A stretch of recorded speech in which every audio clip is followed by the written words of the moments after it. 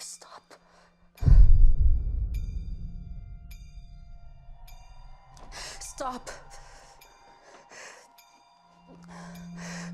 Stop it! Stop!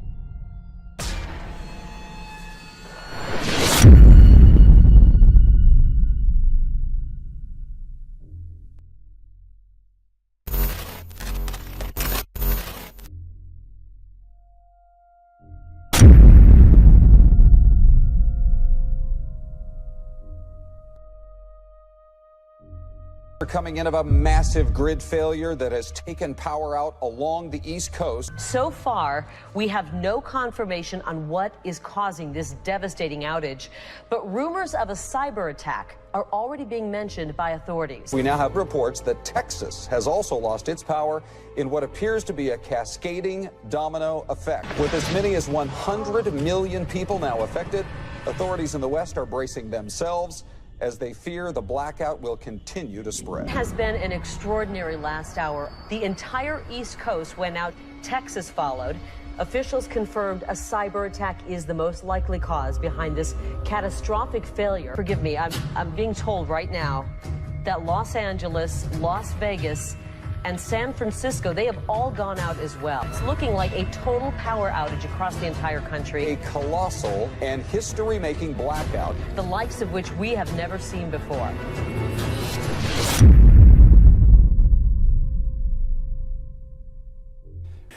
Russian hacking to influence the American election has dominated the news, but we've also noticed a hacking attack that could be a future menace to America.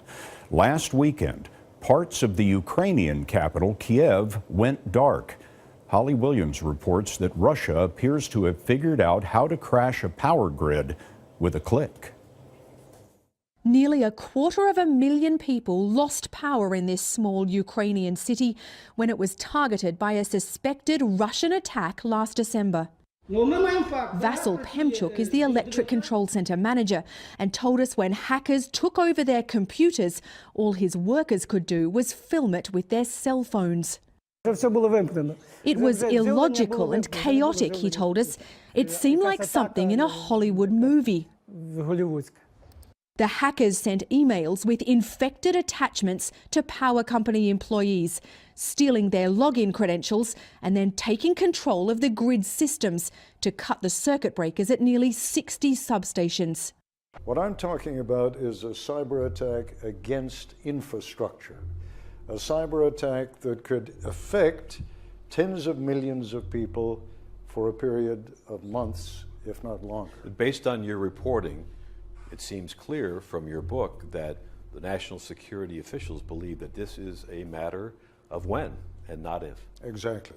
In fact, that's a line that a man I came to know when I was embedded with the U.S. forces during the invasion of Iraq. He is now the commander of CENTCOM, four-star general Lloyd Austin, who said exactly that. It's not a question of if, it's only a question of when.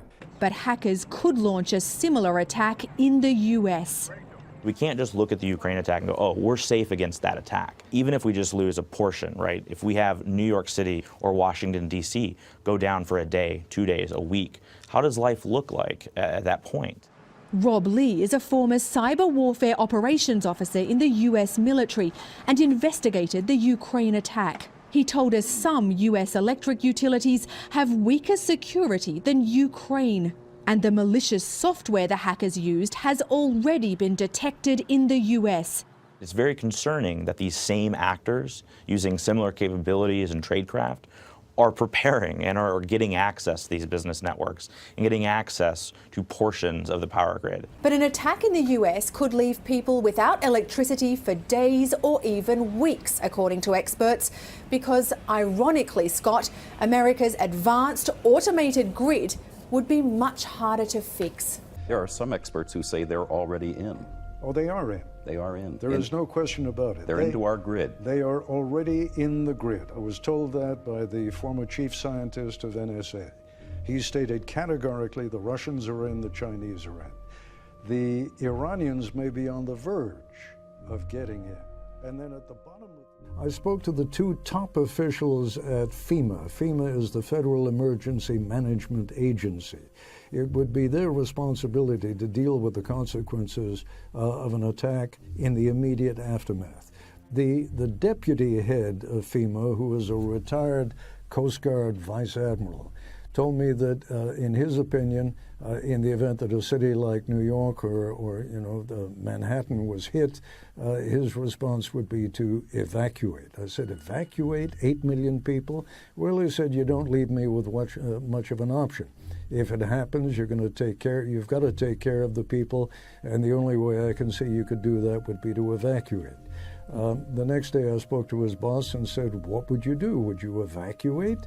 And he said, evacuate? You can't evacuate 8 million people. Where would you put them?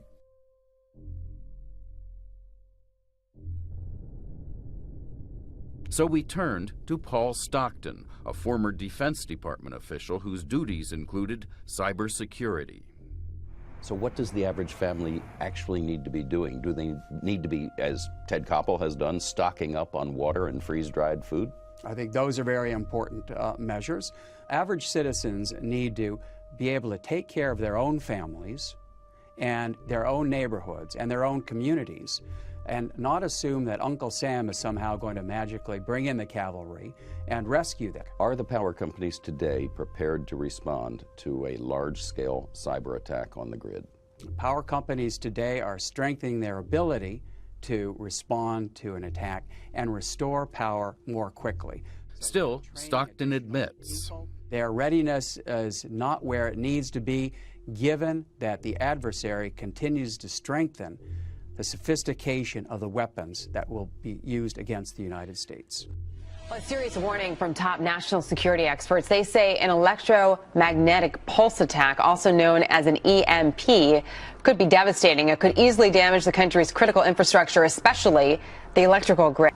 Well, thank you so much for having me. You have quite the resume of experience. You worked as an intelligence officer for the CIA. You focused specifically as well your career on this threat. When you look at what's facing our nation right now, why is this of such great concern to you? Because it is the greatest threat that our nation and Western civilization faces. You know, it was deeply classified throughout most of the Cold War, and only after the EMP Commission reports declassified much of the information about EMP did it become publicly known. And so it is one of the least understood threats, and yet the greatest threat that we face. You know, because if a terrorist organization or North Korea or Iran detonated just a single nuclear weapon at high altitude over the United States, you know, it would destroy the electric grid and our critical infrastructures and put at risk the lives of up to 90% of the American people. You know, we all depend directly or indirectly. We all live directly or indirectly off of electricity. We're an electronic civilization. And it's also a threat from nature, you know, because there is such a thing as a geomagnetic superstorm. They've happened in the past in 1859 and 1921, and they're inevitable. It's going to happen again someday. There was a NASA report in last year that said that that we just barely missed by 3 days being hit by a geomagnetic superstorm back in 2012. And when that happens, it could take out electric grids and the critical infrastructures that support life.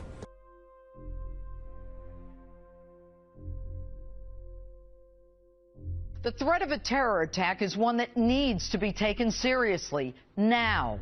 So says my next guest, former United States Ambassador and former Director of the CIA, James Woolsey. Ambassador, thanks for being with us. And the CIA. You know firsthand how many enemies we have out there. What do you think is the biggest threat to our grid? They could launch a satellite with a simple nuclear weapon in it. Best if they launch it around the southern pole because we don't have any defenses and very little warning down there. And while it's in orbit, just detonate it. And this could be a very simple nuclear weapon, similar to what we dropped on Hiroshima and Nagasaki. It doesn't have to be sophisticated at all. Doesn't need any accuracy. You're not trying to hit anything on the ground. You're just detonating a nuclear weapon up 30 miles or so in space. That would take out the grid for probably a quarter to a third of the United States, and if you detonated it up at a couple of hundred miles, it would take out the grid for most of the United States. And why don't we have the defenses in the southern part, and I talked about this in the open, in the southern part of our nation, so that a satellite could come in and could be detonated. I mean, it doesn't have to even be specific. Why are there no missile defenses down there? I guess I would say, if I were being flippant, that we've turned over defending the country's electric grid to people with the overall focus of ostriches. Nobody really wants to do anything on this in the federal government except stick their heads in the sand. And Ambassador, do you think that the power plants across the country have the protection that they need? No, absolutely not. Nuclear power plants, particularly if hit by an electromagnetic pulse, would melt down before too long, and you'd have disasters emanating from nuclear power plants as well as from a lot of other sources. If you take out, by taking down the grid, if you take out the electrical system, everything else goes down too. We have 18 critical infrastructures in the country, and 17 of them depend on electricity. So you lose your communication system, you lose transportation, you lose your bank teller system for getting money. Nothing works. And you were the head of the CIA. Our enemies know all this, correct? I'm afraid they do. The Russians have told us that they, back in the early 90s, told the North Koreans a great deal about how to use an electromagnetic pulse detonation. The Iranians and the North Koreans have both orbited satellites to the south, and the North Koreans have tested several simple nuclear weapons. Iranians haven't yet, but probably will before too many months go. So we have at least two very bad states tied very closely to terrorist groups and the rest that could be ideologically crazy enough to try something like this. And you know, you don't need a satellite. You can lift a nuclear weapon quite easily with a weather balloon up into low Earth orbit and detonate it. That's all that's needed.